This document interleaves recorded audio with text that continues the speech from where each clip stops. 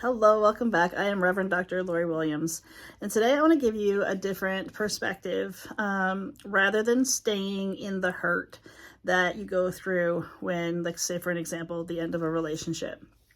So, what I have learned over the course of my own healing journey is essentially people are going to do what people are going to do. And they have every right to make that choice. We cannot control whether people stay in our lives and see our value or not. And truthfully, it's not about if they can see our value, it's more about if we can see our value. So it's irrelevant if they stay or if they leave, because ultimately it comes down to us not abandoning ourselves, or you're making sure that you're being fully honest and transparent with yourself, that you are ultimately loving yourself and putting yourself first.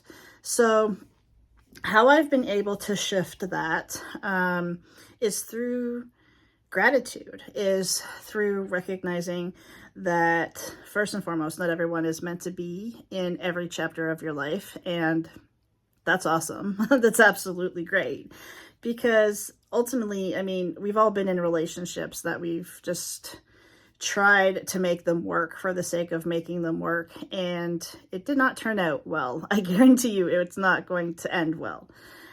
Typically, at least one person, maybe both people, end up getting hurt even more. So obviously that's not the answer. Trying to make a relationship that's obviously over continue to work is just not going to happen, because it's not meant to.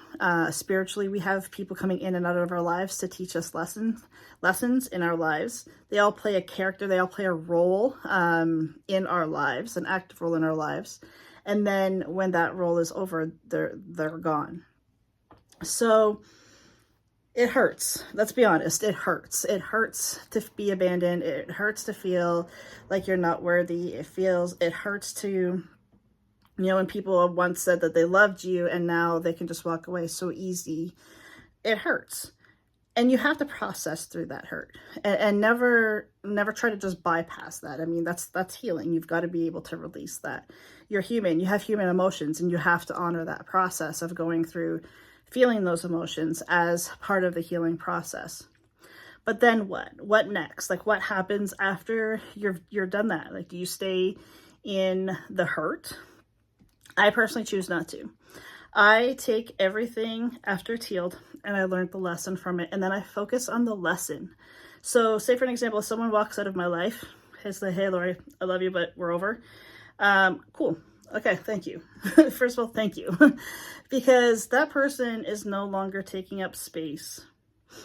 And somebody who's going to come in and value you, be part of the next part of your journey, be part of your growth, be able to support you in the way that you need, and to have you support them in the way that they need as well. That person that has left has just made that possible. So if you can find gratitude for the things that people have taught you, whether they taught you while they were in your life or they taught you on their exit. Say, for an example, like, if you have been abandoned, it's like, thanks for teaching me that, it's okay to be abandoned by others, but I can never abandon myself. If their actions and their words don't align, say, thanks for teaching me that I can't rely on everyone, and that their actions and their words may not always align, but I need to make sure that I'm standing true to myself. If they treat you in a very, very horrible way, you say, thank you for teaching me that I need to have boundaries and I need to be able to stand firm in those boundaries. Everything that every other person does to you, and I'm using air quotes around does to you, it's actually telling you where you need to do something better for yourself. You need to show up better, whether it's through healing, whether it's through letting something go, whether even just a slight perception change or a belief change.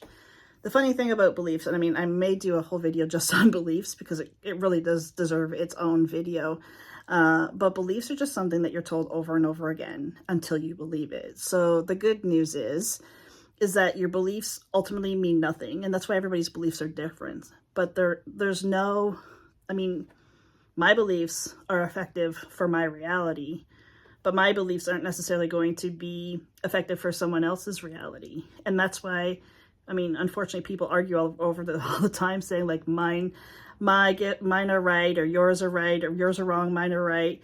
And ultimately, it just depends on the reality that you're living in.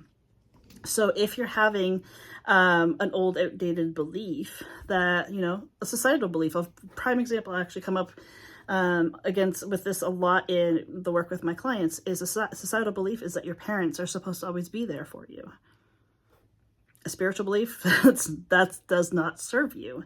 You are the only person that you will spend 100% of your life with. Not even your parents, whether they pass on, whether you have a tumultuous relationship with them and you choose to go no contact, or they choose to go no contact from you because you're the toxic one. Whatever the situation is, there's no one else in this world that owes you anything other than yourself. And to be able to shift from that place of hurt into this place of learning, well, I mean, essentially that's what healing looks like. And that's growth, and that's evolution. And at the end of the day, that's all we're here for. Thank you so much for joining me. I'll see you back here next time.